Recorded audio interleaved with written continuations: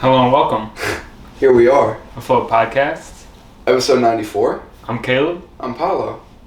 Welcome. We do this every Thursday. That is a fact.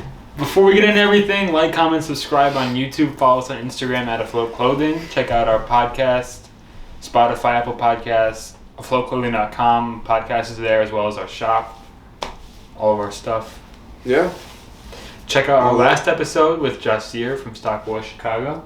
It's a cool interview kind of thing. Yeah, so. Good sit down. Good sit down. Good conversation, man. Yeah. Great time. Normally these are stand up, but that one we sat down. Exactly. We should do a standing podcast. We should do one where it's just like we're just walking. It's just like an outside, like a perspective from a room or whatever, like you know, like a CCTV type camera. Yeah. And we're just kind of looking up at it. You know, I'm probably gonna be pacing around, talking, doing a lot of this to you. I really like that. Explaining something. I really like that. That's coming. We're doing that. Yeah. All right. Fits. Today I got on the Lost and Found Jordan 1s. Yep. Today, the Float Friday this month, which comes out tomorrow, is going to be about our top 5 favorite Jordan models. Might get heated. We're recording that right after this, full transparency. So we're gonna be talking, and we're gonna be ready to just yell at each other. Do you already really quick? Yeah.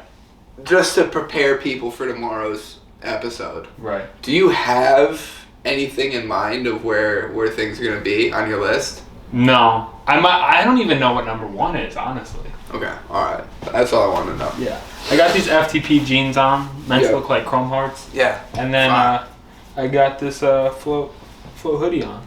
So. Great outfit today. Thank you. I realized that these shoes go really well with jeans. Yeah. Oh, so, yeah. Classic. I might be repeating this one a little bit. A nice straight leg jean. It looks like quality denim as well. It feels nice. May I? Yeah. Couple seconds, not too long, you know. Couldn't be too long. That's wonderful though. Thank you. Nice pair of denim. Yeah. Nice pair of denim. Nothing like these box though. Nothing like these box, no. These Reebok joggers. Yeah, these Reebok. I don't even know what these are. These are just like squishy pants. Like a warm-up pant. Warm-up pants. These are such a versatile pant for me. I wear them constantly. I love them. I wear them to play hockey. Yeah. And it honestly, it sounds weird, but it feels like I have no pants on when I'm wearing these playing hockey. Like in the best way possible. Just feels loose and it feels free and I'm just fucking rolling. Yeah. Feels amazing. Not in a weird way. Not like loose and free and I'm talking about my genitals type thing. Just, you know. As an aesthetic. Sure, exactly. Yeah, I love these pants. A float more and salt tee up top. You know? Yeah. Quintessential tee.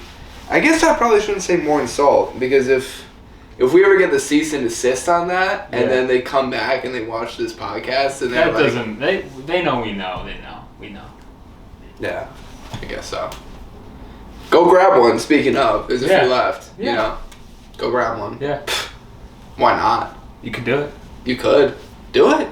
You will do it. Enjoy it. Get some, you know. Experience a little dopamine when that package arrives. That beautiful... Are we still sending them on those purple mailer bags? Oh, yeah. When that purple mailer bag arrives. A few stickers in there. A couple stickers. There's nothing better. Nothing better than getting a package. You know? Yeah. Feels good. Go ahead. Anyway, enough about us. Sure. We're here to talk about Takashi Murakami today. Yeah.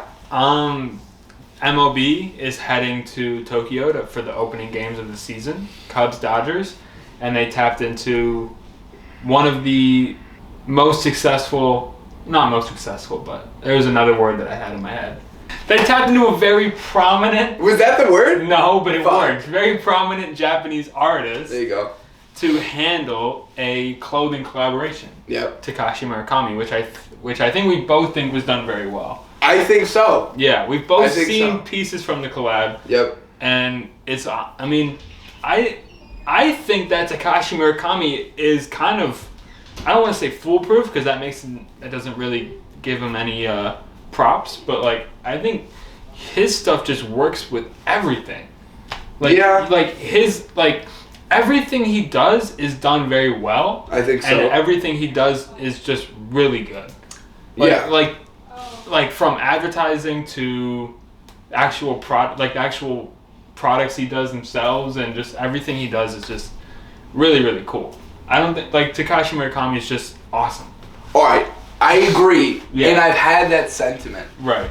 Whole time I've seen his stuff, I've always been like, I love the color palettes. Yeah. I love the different designs that he does. I love all this. I love all his different characters. Right. You know, the kind of flower palm character that he has. Obviously, the graduation poster, many of the different, or graduation album cover, many of the different things that he's done. Right. The thing is, though, is that what I question is it gotten to a point where it's kind of like logo slapping a little bit. Now, I don't think it's a bad thing. I think what he does is really good, and it's well done.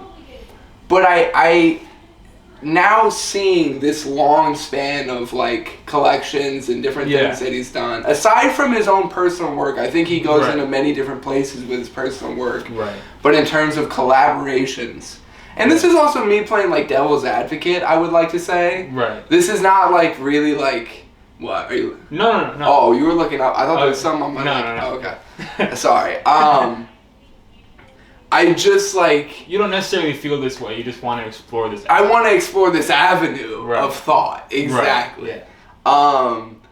Yeah, it's just like, is it kind of gotten to a point now where it's like, he can kind of throw his like name and insignia and stuff on stuff, or, you know? Yeah. And it's like considered incredible. Because, I mean, if you think about it, there's a little bit more to it, but it's really just slapping the shit on jerseys. This collection is. 100%. I would say if you want to kind of dispel the notion that he's kind of just putting the same look on everything he does and just putting the same kind of imagery and just slapping it on and calling it a collection. And not exactly like everything he does, just everything as in the sense of like the collaboration stuff. That we've seen within the past, that we've seen. I think you can kind of just look at some of the new Louis Vuitton stuff that he's doing, and I think that kind of has variety, especially in the way.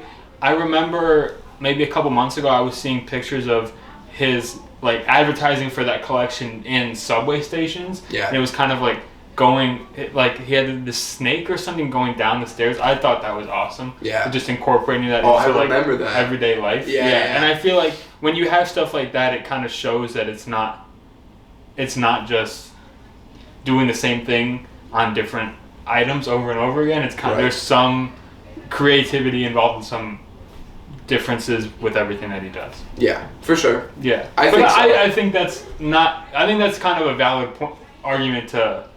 Kind of, you could just kind of gloss over and say, oh, this guy kind of just does the same thing every time. Right, but then it also like, there's also that point to it then too where it's like, well, is he doing the same stuff, or is it like also the fact that like he's doing things similarly, like it's within his own creative style, right? Yeah. Like it's different, but it's still within his creative kind of like universe. Right. So like, there's kind of also that point to it too. It's just it's an interesting thought. Where it's like, I think definitely, like we've seen a lot of like the Murakami kind of like collabs, and I think we've always kind of like kind of like checked out for really kind of like paid attention to those ones. Like like that's a big name usually that we like really look through. Like we want to see what he's doing and what the collab is like. I mean, usually who he collabs with are also big names too. Yeah, so, no, 100%, and all people that we really, everyone we're all super interested in. So, just an interesting thought I want to throw in there. Are we taking a look at any of it? No, I have pictures. I'm gonna show you. For sure. Because I've seen stuff. I kind of scrolled quickly. Right. I kind of looked. First, we have these baseball cards. Yep. Now, if you know baseball, you know there's cards. Yep. Most sports have cards.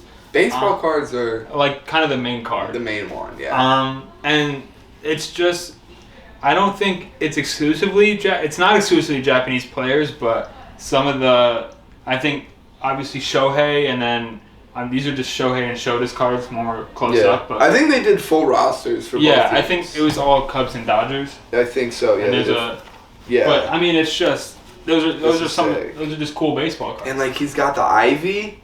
Yeah, like exactly. That's a little like ivy He did nod. different things for different teams, and this is really fun, and it's got that kind of like older like. This is like my dad. I have a lot of my dad's baseball. Did your dad collect baseball cards at all? Probably. Not that I have really. I haven't really like looked through them. I don't know if they're still around. But. Worth looking. Worth nabbing. Right. Just to have them. I'm like my dad really was like big into it, and I have all of his. Yeah. And it's just like. It's something to have, especially from like a design standpoint. Yeah. Like it's fun to have. Like this is very reminiscent of like like the cards that like the way Shota's name is on there. Yeah, the way that the name is on there and the kind of like little like kind of I don't know swirl that his name is in and the gradient that they work to is like it's a vintage look. It's a vintage look which I really like. Yeah. Do they have the backs of them? I haven't seen the back. No worries. I was just curious what he did with the back, but. Yeah, I think the baseball cards are a nice touch. Yeah, definitely. And I think, like, I'm sorry. Can I see the... Yeah. I just... My fault. And definitely, like, from a collector standpoint, a really awesome piece to have. Definitely. Definitely. Yeah. Yeah, the flowers on this one are really cool. That's the Shohei one, yeah. That's the Shohei one, yeah. Yeah. This is sick. Yeah. And I think that kind of shows, like, that he's taking... Just the way that he incorporated the ivy and incorporated the ivy for the Cubs and had a different thing for the Dodgers. I think that kind of just shows like that, you know, he's paying attention. He's not just like throwing stuff out there. Like he's very intentional and designed well. Yeah. This is some of the Cubs stuff. I think is no way. They did a bat? They did do a bat. That's fucking sick. I don't know if the bat's for sale or just like an accessory in the photo shoot. It's probably for sale. I hope it's for sale. I think that's awesome if it is. I mean, that's the it's just so... It's so, like, just easy. Right. Because it's all just so... It's so clean. Like, it's all just beautiful. It's very beautiful. Yeah. The hat's really nice. I also like... It feels like much more of like a quarter, like you know how like some other like beanie hats, there's more ribs in it, or it's more like emphasized, I guess you could say. I don't know, but I really like that. That crew, the logo on the crew neck is like front. It reminds me of the ComplexCon stuff. Yeah, that definitely. They had, but or I don't know if was it ComplexCon or some other thing where it was Murakami in Chicago, but that like that's, When he did it, when he was at MCA. I think that was it. Yeah. I don't know why I said ComplexCon. Was that like 2018 or 17? It was 2018. It's 2018. Yeah. Did you go? I did go. Yeah. I didn't go to that. Yeah. Should have. That's all I gotta say about that. Continue though. Yeah. No, I think, like, it's kind of. It might be kind of easy, but I think it all looks really good. Yeah, I think so too. I think it looks really good. And I didn't mean easy to say. Easy in a negative connotation at all. Just easy in the sense that it's not like it's fucking rocket science. Like they're not, it's just so well done. It's so well crafted. Yeah. So like throughout the whole effortless. It's collab, so effortless. Yeah. Yeah. I mean, it is kind of in a way. In a good way. Right. I feel like these all are like negative connotation. Like I don't know. But positively. We like the collab. We love the collab. Yeah. Love the collab. And so you can see this is the jersey and another hat for the Dodgers. You can see he's using the same cherry blossoms kind of thing for the, I guess, or I don't know if those are cherry blossoms, but I think it's kind of pink flowers for the, probably cherry blossoms because those are like a Japanese. Are they? I feel like they're often associated with Japan. Yeah. But that might be wrong. Or maybe a different flower. Maybe I'm thinking of that Japanese garden in Chicago with the cherry blossoms. I don't know. Could be. I have no idea. But he's using the same flowers for each team, so it kind of it's cool. But the one thing that I will say, and I don't think it's on Murakami's side at all. Yeah. I just wish it wasn't like just printed on. Right. Yeah, no, I just wish there was a little more breadth to like.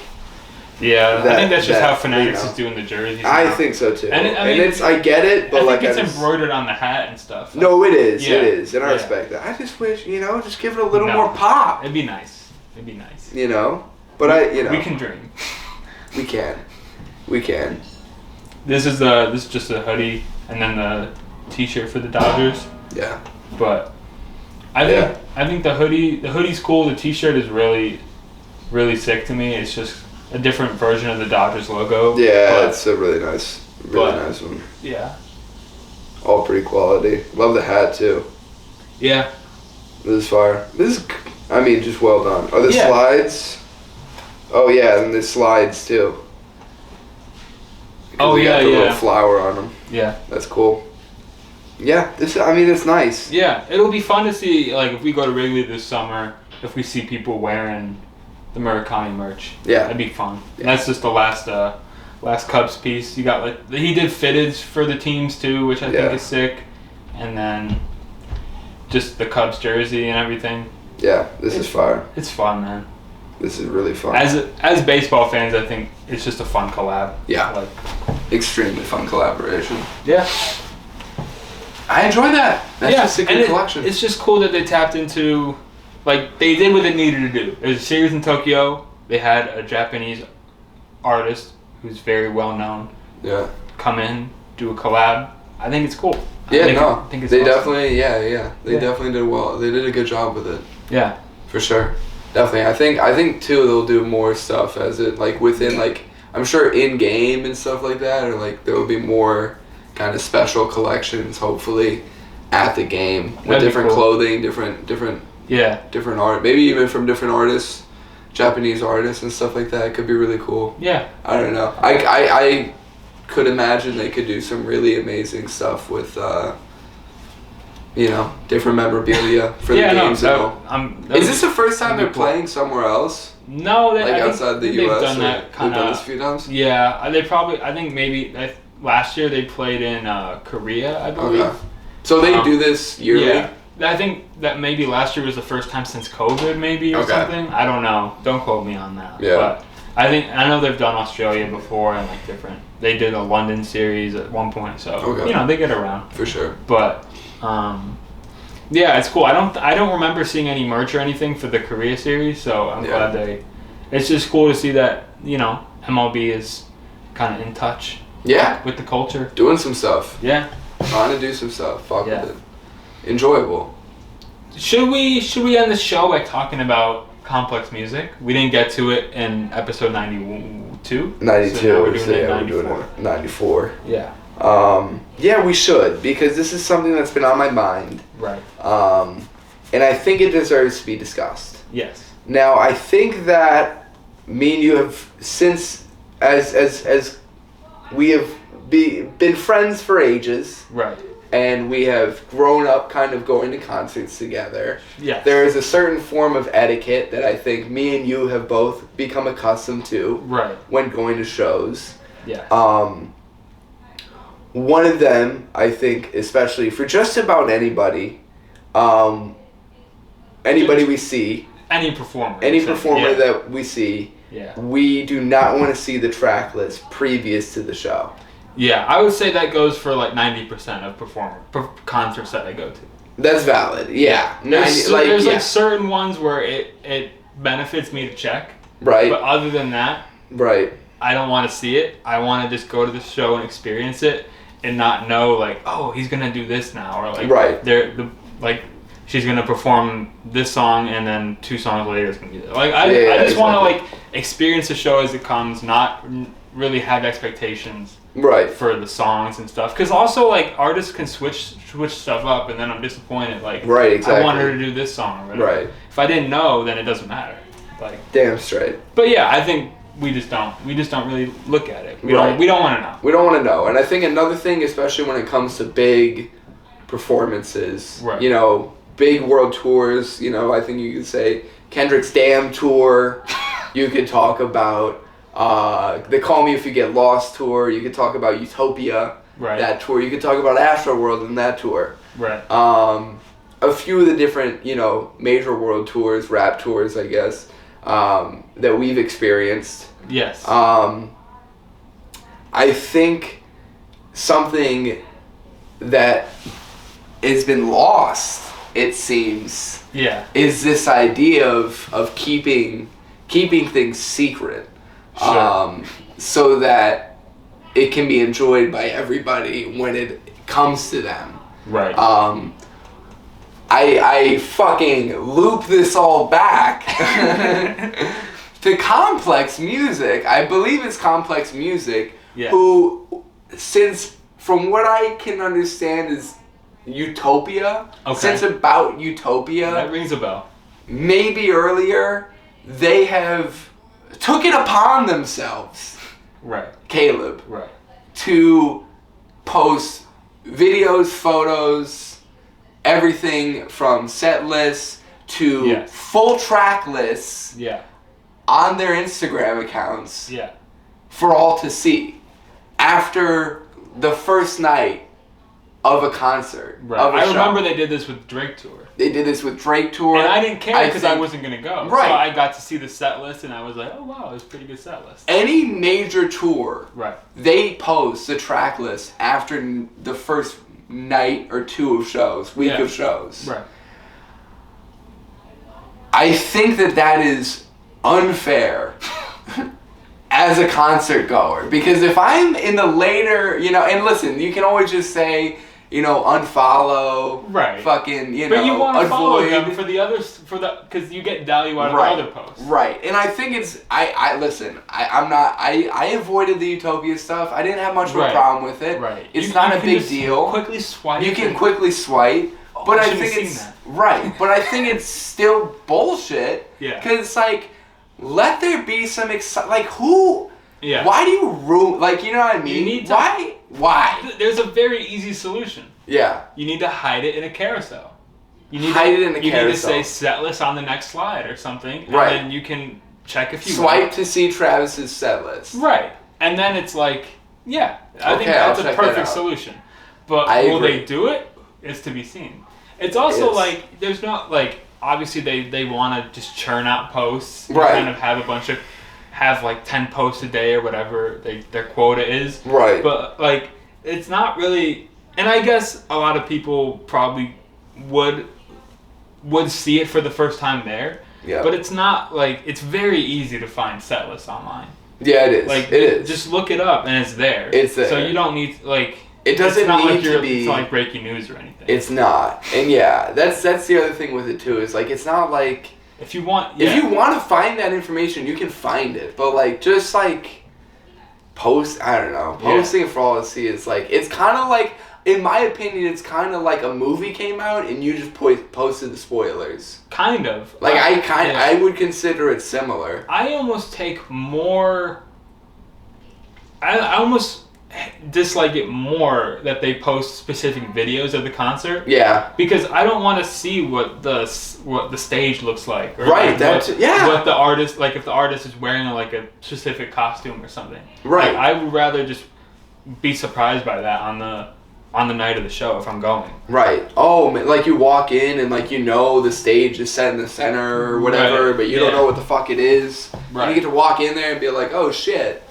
What's that thing? Right. Yeah. What's he gonna do with that over there? And how's he gonna get from there to there? Right. Exactly. Yeah. I just that's the shit where it's just y'all are fucking I guess I get it because you know what, they're a news outlet, they're media, they need to fucking, you're right, they need to hit their quota of posts. Right. They need to say things. Right. So that they remain in the bubble. And it's I get that, but don't fucking I don't know. No, don't be a vulture, Don't be a fucking vulture. I wouldn't call. I wouldn't say that's being a vulture. I would, but I don't know if that's the right term for it. It's probably not. But it's definitely not. I understand the sentiment. The sentiment is there. And you're being a bad person. I have tickets to the Chromacopia tour. Right, that's what fueled my thing. And I my brother has been telling me, he's been trying to avoid posts, but he keeps seeing them on Instagram, and it's I I've seen like a short video. Like I saw a little bit, I scrolled up. Yeah. But like, I just want to be surprised. Right. At the show. Like that's what it fueled it. I went on, I was on Instagram. Yeah. And then it's like Tyler the Creator's Chroma Coke, and it's just like, just information after it's just like, Jesus Christ, like, let someone like, let them wait. Like, I don't know, wait until the end, or like, I don't know, man. I get it, but it's just like, help everybody out, because like, I don't know. Like I said, I feel like they do it so much anyway, where it's like they just post kind of a general image, and then the caption is like swipe to see blah blah blah. Right. So they could just do that, and it would solve a lot of problems. Yeah. So I don't know. So. I think I agree. If anyone from Complex is listening, maybe implement that. And maybe explain. Maybe talk to us, talk to us about it. We're interested in, why you do it and what started that. What fueled it? What made y'all start doing it? Because it's not like y'all couldn't have done it previously. Right. Everyone went to the For Your Eyes Only tour for J. Cole, in 2017. You could have posted the track list then. Not everyone, buddy. For the For Your Eyes Only tour in 2017 for J. Cole with Anderson .Paak and Boss and Earth Gang. No, I don't think Earth Gang was there. Or Lennox might have been there. I wouldn't know because I didn't go, unfortunately. You didn't go. Unfortunately. I'm shocked I even call you a friend after that. We were supposed to go together. Were we? I think I wanted to go with you, and then you either copped out or you were at camp. You were at summer camp. I probably didn't cop out. Wait, was that the same time as the damn tour? Yeah. I was at summer camp. Yeah, I literally. Oh yeah, because it was like 2 days later. And you went to Detroit with your father. Yeah, I left from camp to go to the show in Michigan. Yeah. My dad picked me up. He's an awesome dad for that. Yeah, it's a fucking OG dad. He drove from Chicago to my camp to pick me up, and then it was like an hour or two to Detroit. Dropped me back off in the middle of the night, and then drove home. No way! I'm pretty sure that's what happened. Was it a one-day thing for him? Yeah, I believe so. Jesus. I'm pretty sure he was just drinking coffee and made it back. That's how he is. Champion. Yeah. Champion. Wow. We should end the podcast on that story. We will. I mean, that's insane. I remember we stopped at a gas station, he got a coffee, and then...